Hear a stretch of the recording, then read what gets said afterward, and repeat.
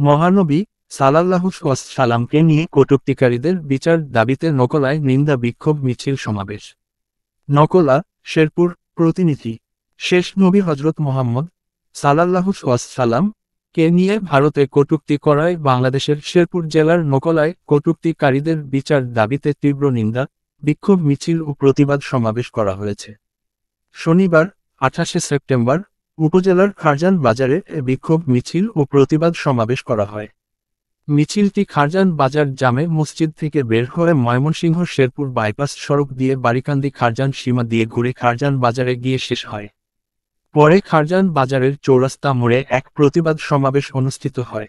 উপজেলার ১ নং গণপদ্দি ডিজিটাল গণপদ্দি ইউনিয়নের তৌহিদি মুসলিম জনতার উদ্যোগে অনুষ্ঠিত বিক্ষোভ মিছিল ও সমাবেশে গণপদ্দি ডিজিটাল ইউনিয়নের সর্বস্তরের মুসলিম জনগণ সহ আশেপাশের বিভিন্ন এলাকার মুসলিম জনতার ঢল নামে।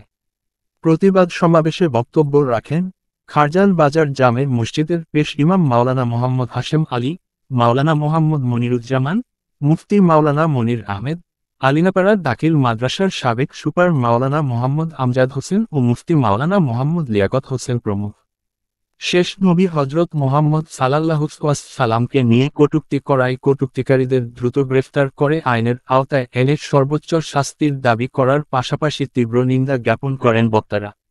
উল্লেখ্য, সম্প্রতি মহানবী সাল্লাল্লাহু সাল্লাম কে নিয়ে ভারতের এক হিন্দু পুরোহিত রামগিরি মহারাজ ও তার সমর্থক বিজেপি নেতা নীতেশ নারায়ণ কর্তৃক কটূক্তিকারায় বাংলাদেশ সহ বিশ্বের সকল মুসলিম জনতা কটূক্তিকারীদের বিচার দাবিসহ তীব্র নিন্দা, বিক্ষোভ মিছিল ও প্রতিবাদ সমাবেশ করছেন।